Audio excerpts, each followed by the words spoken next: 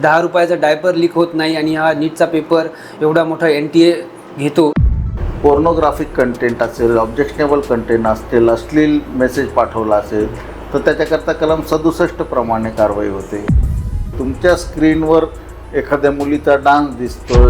मागे एक न्यूज येत होती की डिजिटल अरेस्ट नावाची काहीतरी, तर ते कितपत खरं आहे? कुठलेही police digital arrest international crimes आहे, त्याच्यामध्ये टेररिझमचा भाग आहे, टेरर फंडिंग करता होणारे सायबर गुन्हे आहेत. नवऱ्यानेच बायकोचे अश्लील फोटो अपलोड केले होते, ती ज्याला अंकल म्हणायची तो आरोपी निघाला. एका मैत्रिणींनी दुसऱ्या मैत्रिणीचा अश्लील प्रोफाईल तयार केला. टेलिग्रामवर या, व्हॉट्सॲपवर या, मग आम्ही तुम्हाला शेअर मार्केटमध्ये कसं गुंतवणूक करायचे ते सांगतो. तुम्हाला विड्रॉ करायचं असेल तर टॅक्सचे पैसे द्या. ट्रू कॉलर काय करत असतं की तुमचा नंबर बाकीच्या लोकांनी काय म्हणून सेव्ह केलेला आहे हे दाखवतं. पण आर्थिक गुन्ह्यासंदर्भामध्ये जर असेल तर 1930 याच्यावर तुम्ही रिपोर्ट करू शकता. माझ्या मोबाईलचा कोणता ॲप गॅलरी ॲक्सेस करतो आहे हे चेक करा. फक्त अनोळखी अटॅचमेंट ओपन करू नका. स्कॅन त्याच वेळेला करायचा असतो जेव्हा तुम्हाला पैसे द्यायचे असतात.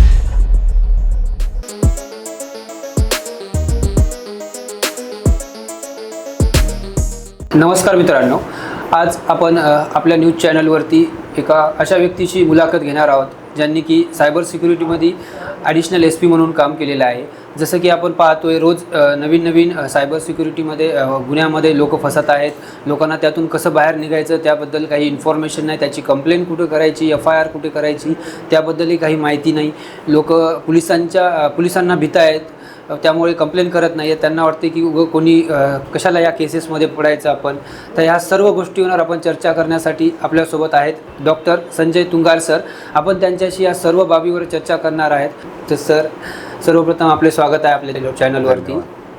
सर, मला सर्वप्रथम प्रश्न विचारायचा की आता नीटचा हा गोंधळ झालेला आहे, तर यावरती सर की कसा फुटतो पूर्ण पेपर लीक कसा होतो? लोक म्हणत आहेत की 10 रुपयाचा डायपर लीक होत नाही आणि हा नीटचा पेपर एवढा मोठा NTA घेतो, तो कसा लीक होतो? आता तर CBI तपास करत आहे, त्याच्यामुळे या वेळेला आपल्याला स्पष्ट सांगता येणार नाही कसा झाला. पण लीक झाला हे प्रथमदर्शनी तरी दिसतं आहे. तो कोणत्या स्टेजला झाला, किती प्रमाणात पसरला, या बाबी आता तपासामध्ये स्पष्ट होतील. की त्याच्यामागे किती खरंच मोठी गँग आहे का एखाद्या व्यक्तीकडून झालेला आहे का, ज्या पेपर ड्राफ्ट करणं, तयार करणं पासून प्रिंटिंग करणं तर डिस्ट्रीब्यूट करणं, कोणत्या स्टेजला तो खरंच लीक झाला, तो कसा पसरला, कोणती माणसं आहेत किंवा कोणत्या संघटना आहेत त्याच्यामागे, हे स्थानिक पातळीचं काम आहे का नॅशनल लेवलचं काम आहे, त्याच्यामागे किती व्याप्ती त्याची किती मोठी आहे, ह्या सगळ्या गोष्टी तपास चालू आहेत. त्याच्यामुळे आत्ताच आपण ते सांगणं हे प्रीमॅच्युअर होऊ शकतं किंवा आपल्याला कोणाला ते माहिती नाही आता. तर सर, तुमचं शिक्षण हे नांदेडच्याच शासकीय महाविद्यालयात झालं. सर, इथून म्हणजे डॉक्टर झाल्याच्या नंतर तुम्हाला असं काय सुचलं की अचानकच तुम्ही याच्यामध्ये म्हणजे सायबर सिक्युरिटीमध्ये गेलात? तसं डायरेक्ट नाही गेलं. मी नांदेड इथून BMS केलेलं आहे गव्हर्नमेंट आयुर्वेद कॉलेजमधून. त्याच्यानंतर मी रायगड रोहामध्ये मेडिकल ऑफिसर म्हणून काम केलं. त्याच्यानंतर परत येऊन वाजेगाव येथे माझा छोटासा क्लिनिक होतं, दवाखाना चालवलेला आहे. त्या दरम्यान मला MPSC UPSC अभ्यास करायची आवड निर्माण झाली आणि प्रयत्न करत असताना पहिल्या प्रयत्नात यश मिळालं म्हणून पोलीस डिपार्टमेंट जॉईन केलं. पोलीस डिपार्टमेंट जॉईन केल्यानंतर पहिले 4 वर्ष नागपूर शहरला काम केलं, 2 वर्ष नक्षल एरियामध्ये काम केलं आणि त्यानंतर जेव्हा हिंगोली शहर पोलीस स्टेशनला मी काम करायला लागलो तेव्हा एक आमची all India police duty meet म्हणून एक स्पर्धा असते. ती भारतभरामधले सगळे राज्य त्याच्यामध्ये सहभागी होतात आणि त्याच्यामध्ये मी सहभाग घेतला. त्यावेळेला माझं असं लक्षात आलं की पुढच्या काळामध्ये, म्हणजे हे मी तुम्हाला सांगतो साधारणपणे 2002-03ची गोष्ट, तर त्यावेळेला हे सायबर गुन्हे वगैरे नुकतीच सुरुवात होत होती, शब्द कानावरून जात होते. आणि मी जेव्हा ऑल इंडिया पोलीस ड्युटी मीटमध्ये गेलो त्यावेळेला माझ्या लक्षात आलं की या क्राईम वाढण्याची खूप जास्त शक्यता आहे. आणि मग मी त्याचा अभ्यास सुरू केला, ते इंटरेस्टिंग वाटलं, त्याच्यामुळे मग मी सायबर क्राईममध्ये काम करायचं ठरवलं. म्हणजे तुम्ही पण UPSC हे पूर्ण दिलं होतं? हां, MPSCच्या मार्फत माझं सिलेक्ट रिकमेंड करणारी बॉडी आहे. परीक्षा घेऊन तुम्हाला सरकार, कुठलं राज्य सरकार किंवा केंद्र सरकार, त्या MPSC UPSC बॉडीला बोर्ड आहे, त्यांना सांगतं की आम्हाला ह्या पदासाठी योग्य उमेदवार निवडून द्या. मग MPSC UPSC भारतभरातल्या राज्यातल्या सगळ्या मुलांची परीक्षा घेऊन ज्या क्लास 1 क्लास 2 किंवा ज्या पोस्टसाठी परीक्षा घ्यायची त्याची क्रायटेरिया ठरवतं की या पोस्टकरता कोणते गुणवत्ता पाहिजे, कशी माणसं निवडायला पाहिजेत. त्याप्रमाणे परीक्षा घेऊन प्री मेन इंटरव्ह्यू मेडिकल त्याच्यानंतर निवड करून राज्य सरकारला रिकमेंड करतं की तुम्ही सांगितल्याप्रमाणे हे लोक आम्ही निवडलेत, आता ह्याच्यामधून तुम्ही फायनल करा. तर साधारणपणे जे रिकमेंड केलेले आहेत त्यांचं सगळ्यांचं शासन समाविष्ट करून घेतं त्यांचं. तसं तुम्ही वैद्यकीय अधिकारी म्हणून एक कार्य केलं, तर त्यामध्ये तर तुमचा असा कोणता अनुभव होता का चांगला, ज्यामध्ये काही अशा केसेस आल्या असतील की तुम्हाला मग तिथून असं सायबर सिक्युरिटीमध्ये जावं वाटलं? म्हणजे असं लोकांचं पाहण्यात असतात ना की याच्यासोबत असं झालं, आता आपण हे रोखू शकतो, असं काही? नाही, त्यावेळेला फारसं कोणाला माहिती नव्हतं. सायबर गुन्हे हा साधारणपणे 2001-2 पासून सुरुवात झाली. मी 2003ला त्याच्यामध्ये काम करायला सुरुवात केली. 2005ला मी हिंगोलीमध्ये असताना माननीय DG सरांना विनंती केली होती की मला ह्याच्यामध्ये करिअर करायचं आहे, मला ह्या आवड आहे, मला ह्याच्यामध्ये काम करायची. तेव्हा सरांनी संधी दिल्यानंतर मी 2007 पासून पुणे सायबर सेल इन्चार्ज म्हणून काम केलं. त्याच्यानंतर पिंपरी चिंचवड सायबर सेलमध्ये काम केलं, तिथे इन्चार्ज म्हणून काम केलं. त्याच्यानंतर काही दिवस पोलीस स्टेशनला काम केलं, CIDला काम केलं. तर पोलीस खात्यामध्ये येण्याच्या अगोदर मेडिकल ऑफिसर होतो आणि त्यावेळेला फक्त आपल्याला गव्हर्मेंट ऑफिसर म्हणून काम करायचं एवढंच डोक्यामध्ये होतं. सायबरमध्ये काम करायचं असं त्यावेळेला डोक्यात नव्हतं. पोलीस डिपार्टमेंट जॉईन झाल्यानंतर जवळपास 6 वर्ष मी काम केलं, 6 वर्ष 10 वर्ष काम केलं आणि त्याच्यानंतर मी सायबरमध्ये करिअर केलं. तर सर, जसं की आता सायबर, आता तुम्ही म्हणताय 2002मध्ये तेवढं नव्हतं, पण आत्ताच्या टाईमला सायबर हे खूप झालेलं आहे. कारण मोबाईल हा लहान लेकरांपासून मोठ्यांपर्यंत सगळ्यांकडे टचस्क्रीनचा मोबाईल म्हणजे स्मार्टफोन आलेला आहे आणि त्यावर काही म्हणजे आता जे ओल्ड एज पीपल्स असतात त्यांना माहिती नसते की कोणत्या याच्यावर काय क्लिक केलं, आणि त्यांना किती पण सांगितलं तरी त्यांना त्या गोष्टी लक्षात येत नाहीत. तेवढं त्यांना वाटतं की ही गोष्ट खरीच आहे. आता जसं की AI सगळं निघालं आहे, म्हणजे आवाजही बनवू शकतो आपण, कोणाचा व्हिडिओ पण बनवू शकतो. तर ते असं म्हणजे आपल्याला डिटेक्ट करण्यासाठी काय ॲप वगैरे आहे का, म्हणजे ते आपल्याला समजायला द्यावं की AIचा व्हॉइस आहे, हे AI बनवलेला व्हिडिओ आहे, याच्यात आपल्याला जायचं नाही, असं काही? असे काही डिटेक्शनचे टूल्स आहेत की तुम्हाला हा व्हिडिओ खरा आहे का खोटा आहे हे कळू शकतं. त्याचं फॅक्ट चेक आहेत.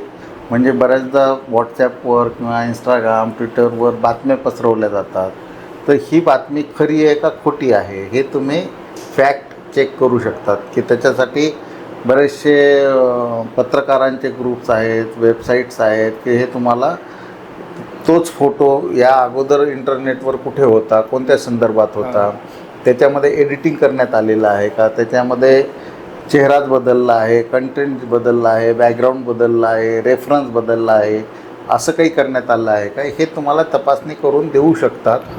पण त्याला मर्यादा आहेत. काही काही वेळेला आता AI इतकं डीप फेक म्हणतात की ज्याच्यामध्ये खूप हुबेहूब नक्कल केल्या जाते किंवा खरोखर खरं वाटेल असं ग्राफिक्स तयार केले जातात आणि ते शोधणं अवघड होत चाललेलं आहे. त्याच्यासाठी वापरणाऱ्यांनी, आपण यूजर म्हणून जेव्हा त्याच्याकडे बघतो त्यावेळेला ती संशयाने बघायला शिकलं पाहिजे. आपण ऑफलाईन कसं असतं की आपण बोलत असताना साधारणपणे आपला मेंदू विश्वास ठेवण्याचा प्रयत्न करतो. म्हणजे मी सांगितलं की माझं नाव संजय तुंगार आहे, मी डॉक्टर आहे, पोलीस ऑफिसर होतो, तुम्ही बाय डिफॉल्ट विश्वास ठेवता आणि जेव्हा तुम्हाला कोणीतरी सांगतं की हे खोटं आहे तेव्हा तुम्ही विचार संशय करायला लागता की खरं आहे खोटं आहे का, खरं आहे हे बघतो मी. पण ऑनलाईन जे आहे हे बाय डिफॉल्ट खोटं आहे समजून खात्री केल्यावर खरं आहे असं समजायला पाहिजे. तर सोशल मीडियामध्ये किंवा बाकी ठिकाणी पण AI जनरेटेड जे मेसेज असतात, व्हिडिओज असतात, तर ते आपण तपासून न त्याच्यावर विश्वास ठेवला पाहिजे, त्याच्यानंतरच ते फॉरवर्ड केलं पाहिजे. आता कसं होतं लहान मुलांकडे मोबाईल येतात, म्हणजे 18 जे की आपण म्हणतो 18च्या पुढे कोणती गुन्हा माफ नसतो. तसं की आता काही जणांनी पोस्ट केल्या तर त्यावर कशा प्रकारचा गुन्हा केला जातो जेणेकरून की आता काही पुन्हा कोणी करू नये तसा गुन्हा? त्याच्यासाठी इन्फॉर्मेशन टेक्नॉलॉजी ॲक्ट 2000 ह्याच्यामध्ये अनेक कलम आहेत. त्याच्यामध्ये एक कॉपी करणं, पेस्ट करणं, फॉरवर्ड करणं, हे अनधिकृत ॲक्सेस करणं, याच्याकरता कलम 43 आहे, त्याला शिक्षा कलम 66 आहे. दुसऱ्याची आयडेंटिटी घेणं, जणू काही मीच बोलतो आहे, डॉक्टर संजय तुंगार बोलतो आहे असं दाखवून जर कोणी ते पोस्ट करत असेल, माझा युजरनेम पासवर्ड वापरत असेल, माझा फोटो वापरत असेल, माझं नाव वापरत असेल, तर कलम 66C प्रमाणे कारवाई होते. जर ते पोर्नोग्राफिक कंटेंट असेल, ऑब्जेक्शनेबल कंटेंट असतील, अश्लील मेसेज पाठवला असेल, तर त्याच्याकरता कलम 67 प्रमाणे कारवाई होते. जर तुम्ही त्या एखाद्या फसवणूक करणं, दुसऱ्याला लॉटरी लागली आहे, गुंतवणूक करायची आहे, किंवा तुम्हाला OTP सांगा, काही लिंकला क्लिक करा, इन्व्हेस्टमेंटसाठी एखादी ॲप डाउनलोड करा, असं सांगून फसवणूक केली गेली असेल, तर त्याच्याकरता 66D हे सेक्शन लागतं. तर इन्फॉर्मेशन टेक्नॉलॉजी ॲक्टसोबतच आत्ताचा नवीन जो BNS आहे, भारतीय न्याय संहिता, याच्याप्रमाणे पण ते गुन्हे रजिस्टर केले जातात आणि त्याचा तपास केला जातो. मागे एक न्यूज येत होती की डिजिटल अरेस्ट नावाची काहीतरी, तर ते कितपत खरं आहे? म्हणजे काय असतं का डिजिटल अरेस्ट असं काही? नाही, प्रत्यक्षामध्ये कायद्याप्रमाणे भारतामध्ये कुठलेही पोलीस डिजिटल अरेस्ट करत नाहीत. डिजिटल अरेस्ट करण्याची कुठलीही प्रोसिजर नाही. परंतु सायबर स्पेसमध्ये मात्र, डिजिटल वर्ल्डमध्ये मात्र अशी खोटी भीती दाखवली जाते की तुम्हाला डिजिटल अरेस्ट करत आहोत आणि याच्यापुढे आम्ही सांगू तेच तुम्हाला करावं लागेल. आणि ज्या लोकांना हे माहिती नसतं की डिजिटल अरेस्ट ही खोटी गोष्ट आहे, ते लोक त्याला बळी पडत आहेत. त्यांना भीती दाखवली जाते की तुमची सगळी प्रॉपर्टी जप्त होऊन जाईल, तुमची बदनामी त्यांच्याकडून असे होईल. पैसे पण काढून घेतले जातात, एवढे पैसे द्या आमच्या चॅनलवाल्याला, आम्ही तुमची केस कमी करून टाकू. ते हा फसवणुकीचा प्रकार आहे. ठीक. आणि सर, तुमचा असा पूर्ण लाईफमध्ये अशी कोणती सायबर क्राईम गुन्हा झालेला आहे का ज्याने की तुमचं पण डोकं असं चक्रून गेलं, तुम्ही कधी पाहिलेलाच नव्हता असा गुन्हा? असे खूप आहेत गुन्हे. आणि सायबर गुन्ह्यामध्ये असे रोज काहीतरी नवीन शिकायला मिळतं, नवीन गुन्हे येतात, नवीन त्याच्यात मोडस असते, नवीन क्राईम असतो. पहिल्यांदा सुरुवातीच्या काळामध्ये अत्यंत छोटे साधे क्राईम असायचे. त्याच्यानंतर ते ऑर्गनाइज क्राईम झाले, त्याच्यानंतर स्टेट स्पॉन्सर क्राईम झाले, त्याच्यानंतर ते इंटरनॅशनल क्राईम्स आहेत, त्याच्यामध्ये टेररिझमचा भाग आहे, टेरर फंडिंग करता होणारे सायबर गुन्हे आहेत. तर त्यांची व्याप्ती, कौशल्य, त्यांच्या गुन्हेगारांचे स्किल लेवल ही वाढत चाललेली आहे. आणि त्याच्यामध्ये प्रत्येक केसमध्ये तुम्हाला काही ना काहीतरी शिकायला मिळतं. तशा अनेक केसेस सांगता येऊ शकतात की ज्याच्यामध्ये आपण अपेक्षित केलं नव्हतं, पण असे आरोपी निघाला, अनोळखी जवळचाच व्यक्ती निघाला. म्हणजे एका केसमध्ये नवऱ्यानेच बायकोचे अश्लील फोटो अपलोड केले होते, एका केसमध्ये मानलेला भाऊ होता तोच आरोपी निघाला, एका ह्याच्यामध्ये ती मुलगी ज्यांच्याकडे राहत होती ती ज्याला अंकल म्हणायची तो आरोपी निघाला. कंपनीमधले सहकारी असतात, जे समोर तुम्हाला साधे सोपे सरळ वाटतात, आपले चांगले संबंध आहे असं वाटतात, पण ते लोक पाठीमागे तुमच्या विरोधात क्राईम करतात किंवा तुमची बदनामी करणाऱ्या पोस्ट करतात, तुमची आयडेंटिटी केलेली असतात. आता एका केसमध्ये 2 मैत्रिणी एकाच मुलावर प्रेम करत होत्या, पण त्यांच्या त्या मैत्रीमध्ये वितुष्ट यावं म्हणून एका मैत्रिणींनी दुसऱ्या मैत्रिणीचं अश्लील प्रोफाईल तयार केलं आणि त्या मुलाला दाखवलं. तर असे एका केसमध्ये 10वीला असताना मला शाळेतल्या शिक्षिका रागवत होत्या असं म्हणून त्या मुलीने जेव्हा ती कॉलेजला गेली 11वी 12वीला, तेव्हा तिच्या 10वीच्या शिक्षिकेचं प्रोफाईल तयार करून बदनामी केली.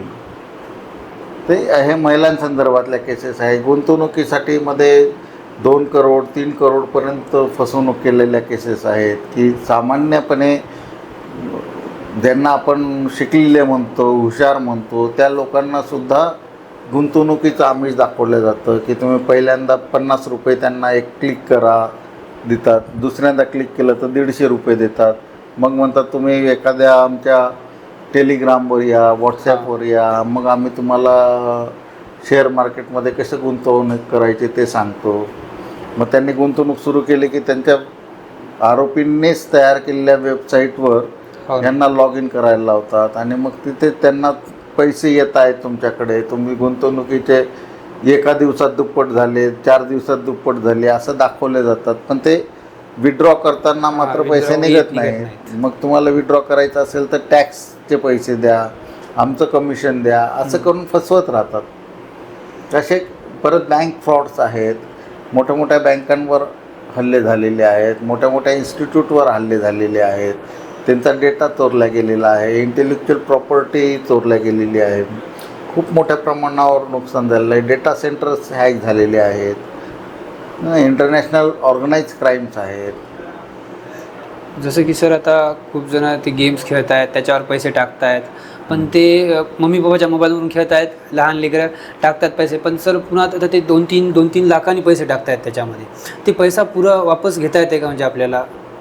नाही, तुम्ही ज्या वेळेला एखादा गेम खेळता त्यावेळेला त्यांचे टर्म कंडिशन्स असतात. ते बऱ्याचदा गिफ्ट वाउचर खरेदी करा, आमच्या पैशामध्ये कन्वर्ट करून घ्या, म्हणजे त्या गेमसाठी म्हणून लागणारे एक वेगळी करन्सीला असते, ती तुम्ही पहिले विकत घ्या आणि ती नंतर वापरा असं म्हणतात. क्रेडिट दिल्या जातात, कधी वेगवेगळे कार्ड्स वापरले जातात, गिफ्ट वाउचर घेतले जातात आणि हा पैसा वेगवेगळ्या पद्धतीने भारताबाहेर जातो. त्यामुळे तो रिकवर करायचा असेल तर इंटरनॅशनल कोऑपरेशन गरजेचं असतं, टेक्निकल इन्व्हेस्टिगेशन गरजेचं असतं आणि सगळ्यात महत्त्वाचं म्हणजे फास्ट इन्व्हेस्टिगेशन गरजेचं असतं, वेगाने तपास होणं गरजेचं असतं. अशी इंटरनॅशनल आज प्लॅटफॉर्म नाही आहे की जिथे कोऑर्डिनेशन कोऑपरेशन फास्ट होईल, लाईव्ह होईल, रिअल टाईममध्ये होईल. तसं होत नसल्यामुळे पैसे परत मिळण्याची शक्यता कमी असते. आणि सर जे बँकमध्ये जे फ्रॉड्स होतात, जसं की साहेब बँकमध्येच असा कोणत्या तरी आपण म्हणजे व्यक्तीला OTP मागितला, ते OTP गेला तर त्यांचे पण पैसे वापस मिळत नाहीत का? त्यांचे मिळतात. पैसे वापस मिळतात. त्याच्याकरता IT ॲक्टमध्ये कलम 43 ह्याच्यामध्ये जर वाईट हेतूने फसवणुकीच्या उद्देशाने क्राईम झालेला असेल तर तो दखलपात्र होतो आणि कलम 43A मध्ये ड्यू डिलिजन्स जर घेतला नाही मध्यस्थ लोकांनी, म्हणजे तुमचे पैसे A अकाउंटमधून B अकाउंटमध्ये ट्रान्सफर होताना ते मनी लॉन्ड्रिंगची केस नाही, त्याच्यामध्ये देण्या घेणाऱ्यांचे आपसात व्यवहार आहेत किंवा ते इंटरमिडिटरीज जे आहेत पैसे ट्रान्सफर करण्याकरता मदत करणारे कोण आहेत, क्राईम घडवण्यामध्ये मदत करणारे कोण आहेत, तर बँक आहे, मोबाईल कंपनी आहे, इंटरनेट सर्व्हिस प्रोव्हायडर्स आहेत, प्लॅटफॉर्म प्रोव्हायडर्स आहेत, UPI ट्रान्झॅक्शन करणारे आहेत, नॅशनल पेमेंट कॉर्पोरेशन ऑफ इंडियासारखे प्लॅटफॉर्म्स आहेत.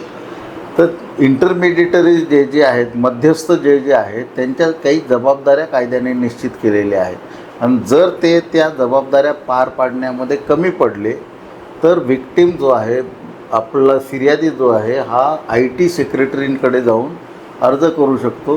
त्याला ॲडज्युडिकेशन प्रोसेस म्हणतात की त्याचा प्रोफॉर्मा फॉर्मॅट IT ॲक्टमध्येच ॲनेक्चरमध्ये दिलेला आहे की या फॉर्मॅटमध्ये तुम्ही IT सेक्रेटरींकडे तक्रार करा आणि तिथे तुम्हाला नुकसान भरपाई मिळू शकते. तुमचे जे पैसे बँक अकाउंटमध्ये फ्रीज झाले असतील, तुम्ही ज्या अकाउंटमध्ये पैसे टाकले, तर त्या अकाउंटमध्ये पैसे फ्रीज झालेले पैसे तुम्हाला परत मिळावे याच्याकरता ज्युडिशियल मॅजिस्ट्रेट फर्स्ट क्लास म्हणजे न्यायदंडाधिकारी प्रथम वर्ग यांच्याकडून ऑर्डर घेऊन ते पैसे तुम्ही परत मिळवू शकता. सर जसं की आता मोबाईलचे सिम कार्ड असतात, ते सिम कार्ड आपण घेतो आपल्या नावाने, पण त्याच्यावर आता नाव येते दुसऱ्याचंच, तर त्याच्यावर काही म्हटलं काही प्रॉब्लेम होत नाही का समोर चालून? नाही, जर आपण आपले बायोमेट्रिक्स देऊन आपले कागदपत्र देऊन सिम घेतलं असेल तर ते दुसऱ्याच्या नावाने होत नाही, ते आपल्याच नावाने राहतं. नाही, कधी कधी ते ट्रू कॉलरवर कसं होतं, आता मी माझंच पूर्ण आधार कार्ड यूज केलं, माझंच बायोमॅट्रिक यूज केलं, पण त्यामध्ये ट्रू कॉलर काय करतं, दुसऱ्याचं नाव दाखवते कधी कधी.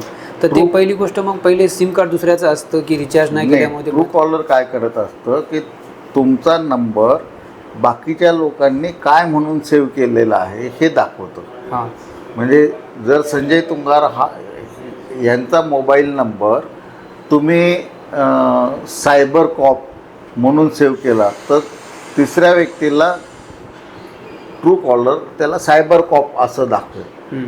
तर ट्रू कॉलर हे सांगत नाही की सिम कोणाच्या नावावर आहे. ट्रू कॉलर हे सांगतं की हा नंबर लोकांनी काय नावाने सेव्ह केलेला आहे.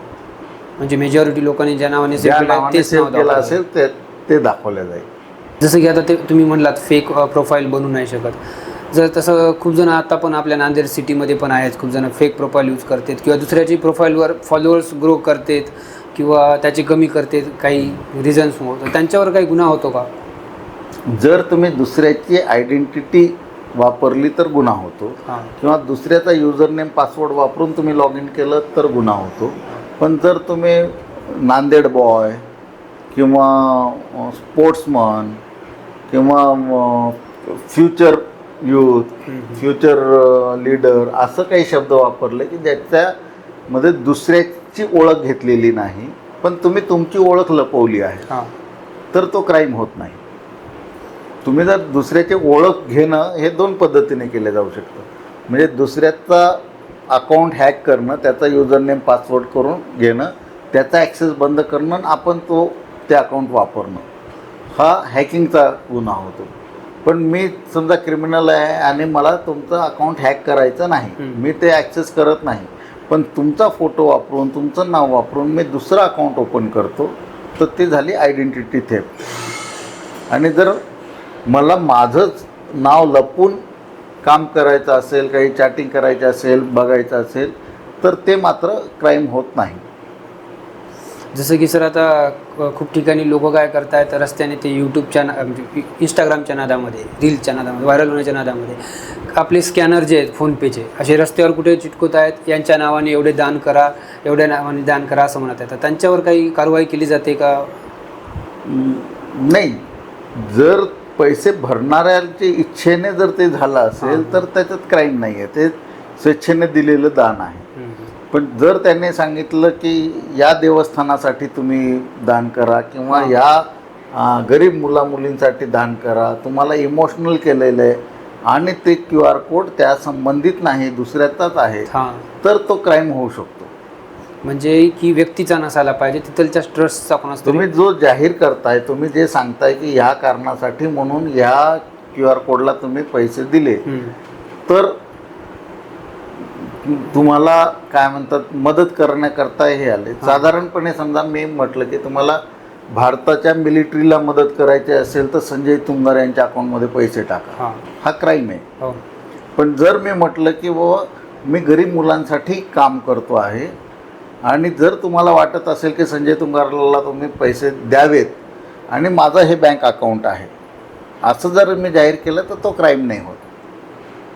तुम्ही ज्या कारणासाठी सांगता आहात, तुम्ही कुठलं तरी इमोशनल स्टेटमेंट करता आणि तिथे आपलं बँक अकाउंट जोडून देता तर ते फसवणूक आहे.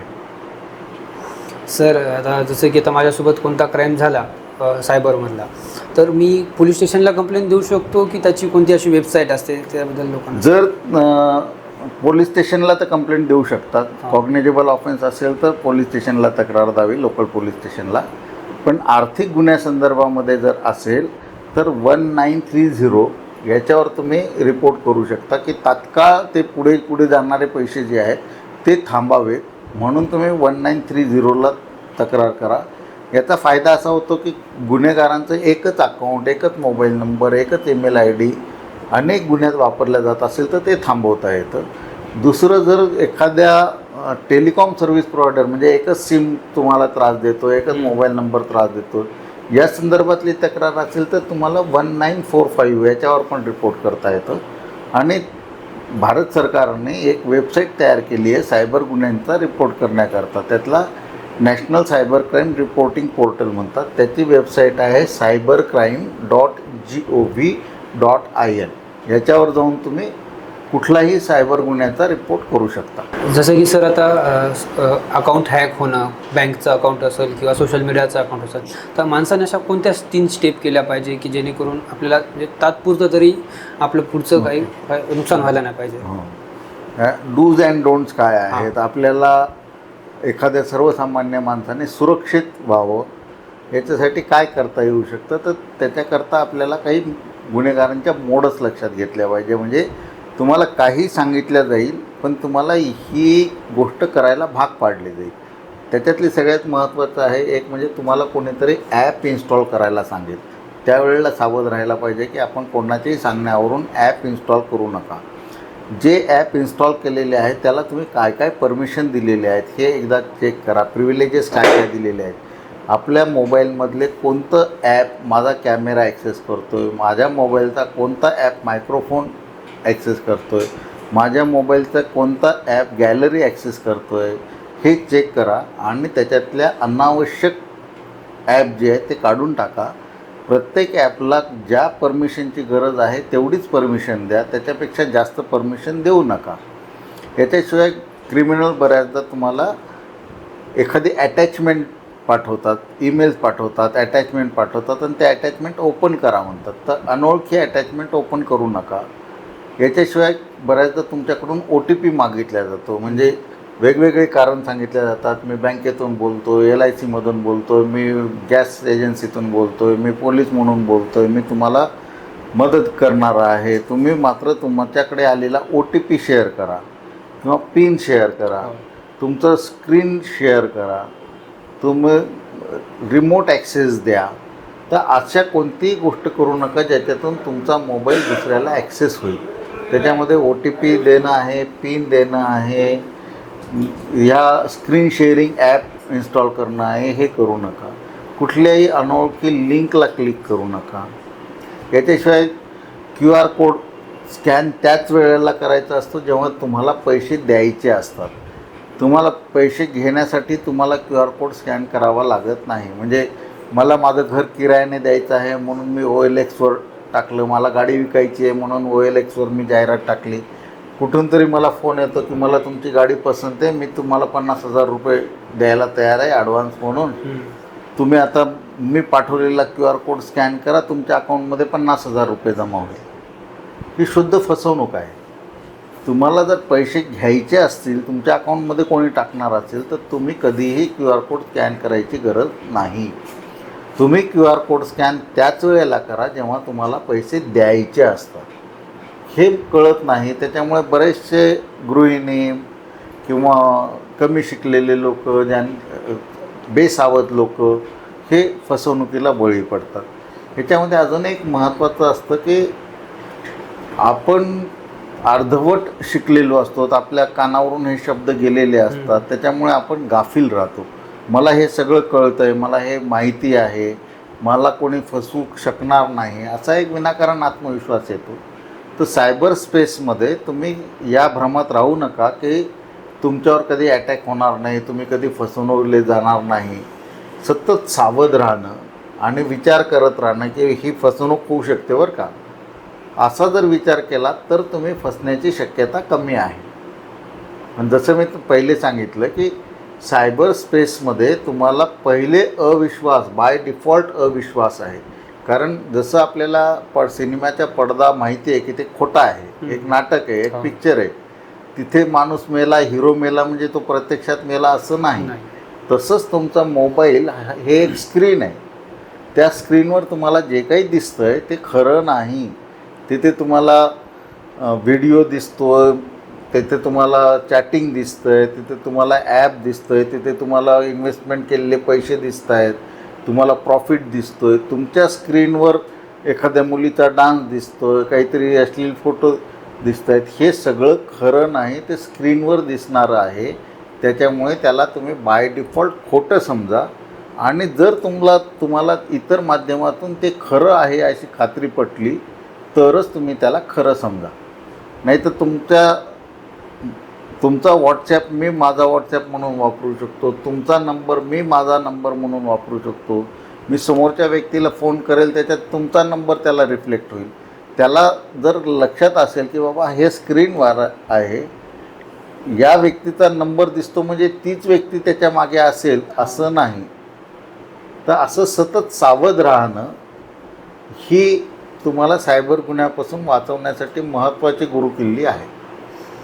जसं की सर आता यूट्यूबवर लोक व्ह्यूजसाठी व्हिडिओ पोस्ट करतात, पण त्याच्यामध्ये काही कंटेंट हा चुकीचा पण असतो आणि अयोग्य असतो, म्हणजे खोटा असतो. जसं की काही इन्फॉर्मेशन डॅश RIP.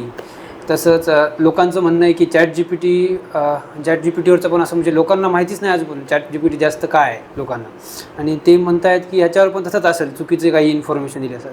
तर ChatGPT हे योग्य आहे का, आणि ते खऱ्या लिंक्स हे प्रोव्हाइड करते का, आपण त्याला मागितलं कोणत्या ॲपची वगैरे लिंक, तर ते जे व्हॅलिड आहेत त्यांचीच देते की फेकवाल्यांची पण देते असं?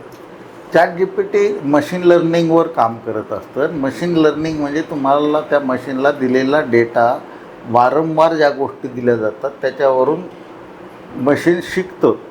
मशीनला जर सांगितलं की संजय तुंगारचा हा पत्ता आहे, संजय तुंगारचा हा पत्ता आहे, संजय तुंगारचा हा पत्ता आहे, हा ॲड्रेस आहे, असं जर तुम्ही त्याला 100 वेळेला, 1,00,000 वेळेला, 10,00,000 वेळेला सांगितलं की ते म्हणते संजय तुंगार यांचा हा ॲड्रेस आहे. ते तो खरा ॲड्रेस आहे का हे मशीन व्हेरीफाय करत नाही, कारण त्याच्याकडे तसं व्हेरीफाय करण्याचं काही माध्यम नाही.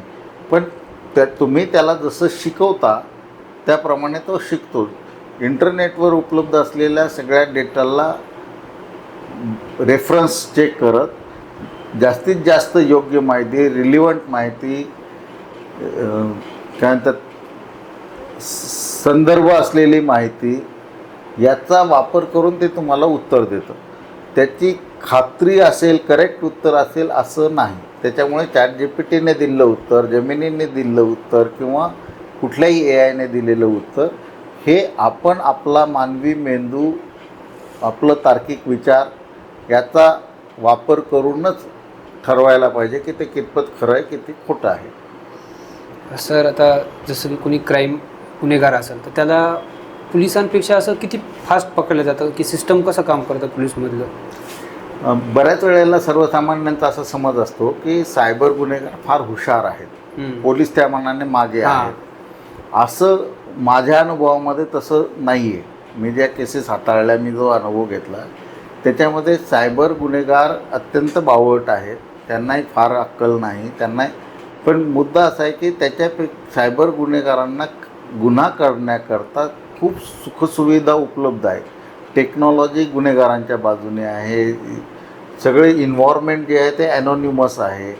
तर सायबर गुन्हा करणं सोपं आहे आणि त्याला पकडण्याकरता मात्र कोर्ट ऑर्डर आणा, FIR करा, तुम्हाला पहिल्यांदा टीम पाठवा, प्रोसिजर, ऑपरेशनल चॅलेंजेस जास्त आहेत, लीगल चॅलेंजेस जास्त आहेत. बऱ्याचदा तक्रारदारांना तक्रार कशी करायची, कुठे करायची हे माहीत नसतं, हे चॅलेंजेस आहेत. इन्व्हेस्टिगेशन करतानाही किंवा क्राईम करतानाही तुम्ही साधं 100 लोकांना मेल पाठवा आणि त्यांना विचारा की तुम्हाला OTP चेंज करायचा असेल तर या लिंकला क्लिक करा, किंवा तुमचं बँक अकाउंट फ्रीज होणार आहे, तुम्हाला या लिंकला क्लिक करा तुमचं अकाउंट.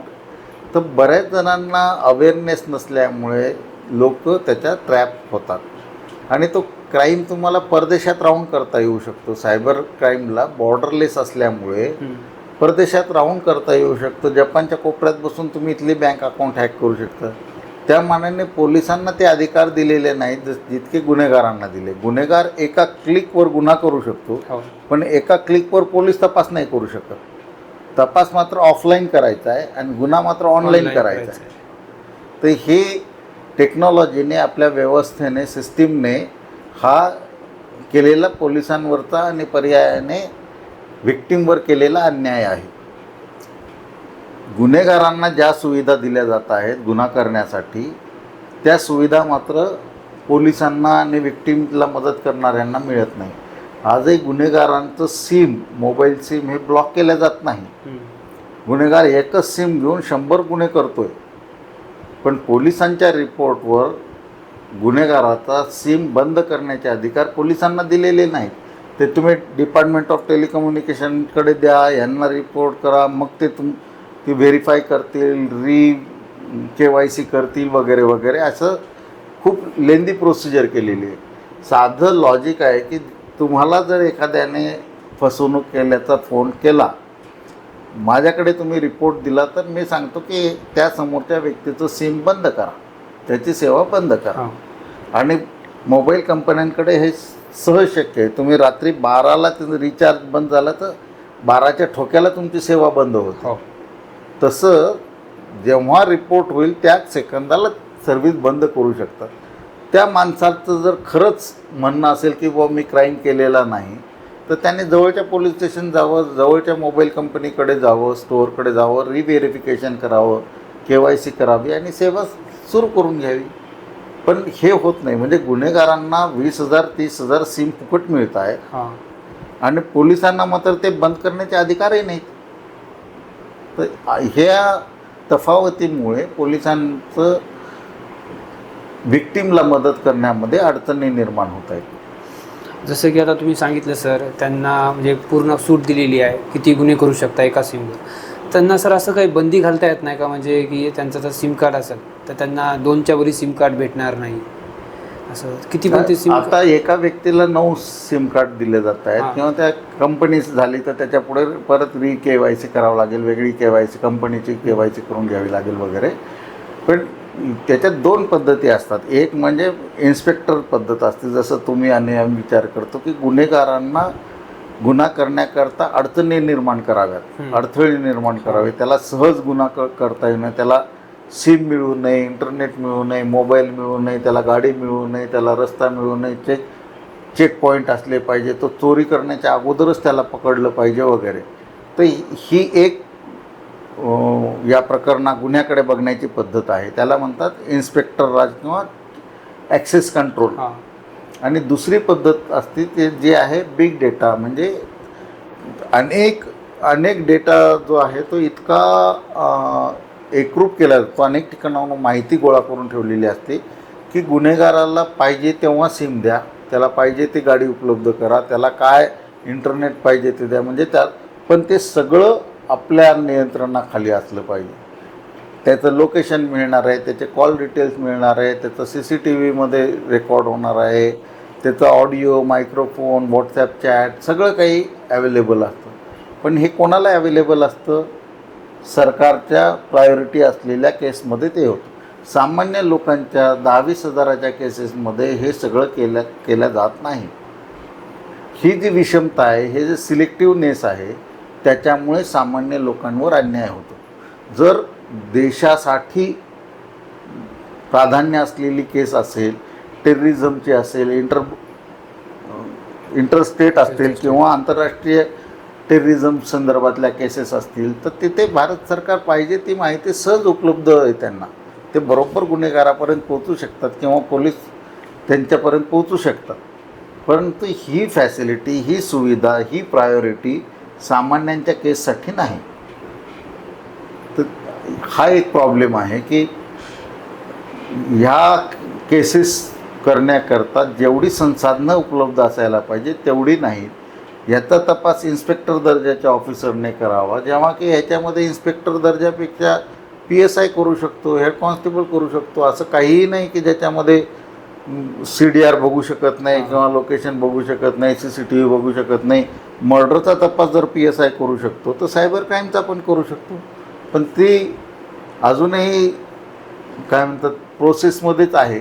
इतके वर्ष झाले, 26 वर्षापासून केस IT ॲक्ट सुरू झाला 2008ला, त्याला थोडं सुधारणा करण्यात आली. पण 26 वर्षामध्ये आपण पाहिजे तेवढं इम्पॉवर केलेलं नाही, पाहिजे तेवढं रिसोर्सफुल केलेलं नाही पोलिसांना.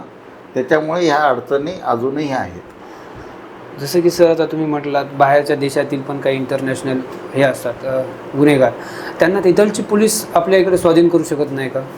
करू शकते. लेटर रोगेटरी आहे, परत डॉक्युमेंट प्रेझेंटेशन आहे, तिथे हस्तांतरण, आरोपी हस्तांतरण प्रक्रिया आहे. तर पोलीस म्हणून मी भारताच्या बाहेर तपास करायचा असेल तर त्याला मला इंटरपोलच्या मार्फत जावं लागतं. आणि तिथे 2-3 पद्धतीने आहे. एक म्हणजे मला तिथे प्रत्यक्ष जायचं नाही आहे, मला फक्त तिथून परदेशातून माहिती घ्यायची आहे. त्या तपासाच्या संदर्भामध्ये मला त्याच्या ईमेलचे डिटेल्स पाहिजेत, मला त्याच्या अकाउंट डिटेल्स पाहिजे आहेत, मला तो तिकडे आला होता का गेला होता का याची माहिती पाहिजे आहे, त्याने कोणकोणत्या सुविधा वापरल्या याची माहिती पाहिजे. तर डॉक्युमेंट मागवणं हा एक भाग असतो. दुसरा भाग असतो तिथे मला जाऊन त्या आरोपीकडे तपास करायचा आहे, मला तिथे जाऊन ते कंपनी व्हिजिट करायची, मला त्याचं घर बघायचं आहे, मला आरोपी बघायचा आहे. तर मला परदेशात जाणं हा एक भाग असतो.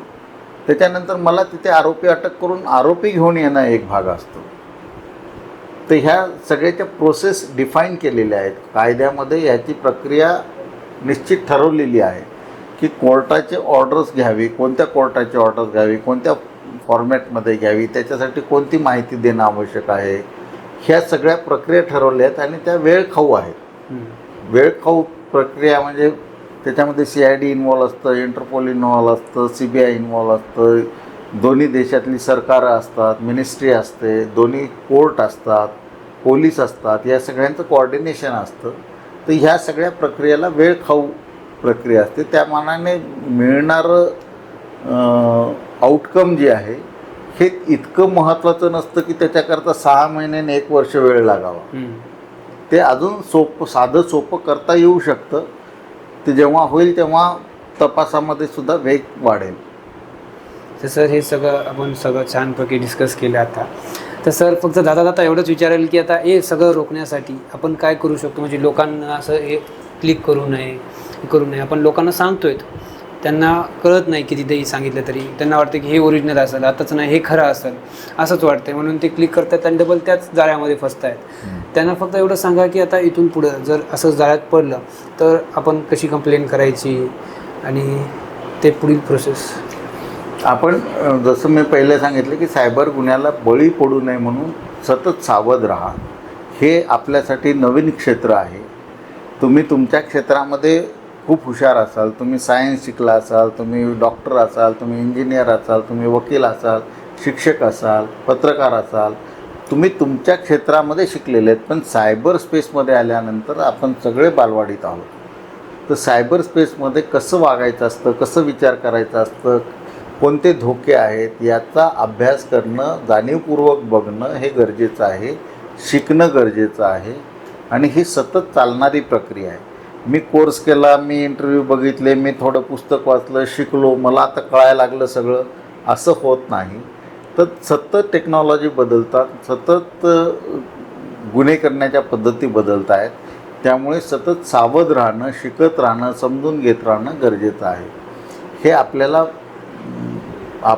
या सवयी नाही आहेत आपल्याला कोणीतरी अवतार यावा, कोणीतरी आम्हाला सेफगार्ड करावं, सुरक्षित करावं, किंवा आम्हाला 3 असे मुद्दे सांगा की आम्ही ते केलं म्हणजे सुरक्षित होऊन जाऊ, अशी आपली मानसिकता असते. आपल्याला सतत अलर्ट राहणं, सतत अभ्यास करत राहणं, सतत जागेपणाने बघत राहणं हे फार गरजेचं आहे. आणि जसं सांगितलं की ह्याच्यामध्ये थोडी जरी केस असेल तरी तुम्ही रिपोर्ट करा, त्याच्या पाठपुरावा करा. ही जणू काही तुम्हाला शिकण्याची संधी आहे. तुमच्यासोबत जे झालं ते इतरांसोबत घडू नये याच्यासाठी जर तुम्हाला प्रयत्न करता आले, तुम्ही जर पोलिसांना मदत करायला लागले, तपासामध्ये मदत करायला लागले, तर नक्कीच त्याच्यातून अवेअरनेस होईल. आपल्यासोबत जे घडलं ते आपल्या नातेवाईकांना सांगितले पाहिजे, मित्रांना सांगितलं पाहिजे की या पद्धतीने माझी फसवणूक झालेली आहे. त्यांनी त्यांचे अनुभव जर शेअर केले तर लोक अवेअर होतील आणि त्याच्यामुळे पुढचे गुन्हेगार कमी होईल. तर मित्रांनो, आपण पाहिलं आता सरांनी आपल्याला खूप छान पद्धतीने माहिती सांगितली. आणि तुम्हालाही असं तुम्ही जर कोणतं तुम्हाला वाटली अशी न्यूज की असं होत आहे, आपण फसत आहोत, तर तुम्ही आमच्याशी संपर्क करू शकता. आम्ही तुम्हाला नक्की या गोष्टीमध्ये हेल्प करू आणि आम्ही तुम्हाला कंप्लेंट करण्यामध्येही हेल्प करू. तर मित्रांनो, सरनी आपला इतका अमूल्य वेळ आम्हाला दिल्याबद्दल सरांचे आम्ही धन्यवाद करतो आणि आपला पॉडकास्ट इथेच थांबवतो.